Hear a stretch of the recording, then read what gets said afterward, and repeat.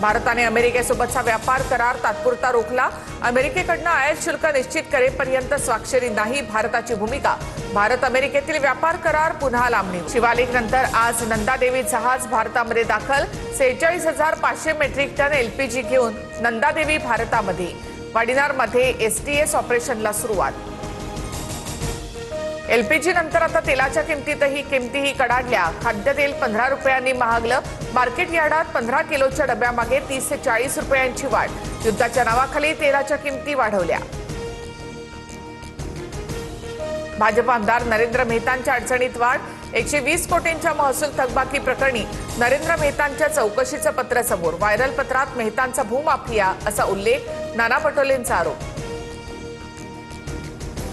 नाना पटोलेंचे माझ्यावरचे आरोप बिनबुडाचे, कोणताही गैरव्यवहार केलेला नाही। व्हायरल पत्रावर नरेंद्र मेहतांचं स्पष्टीकरण।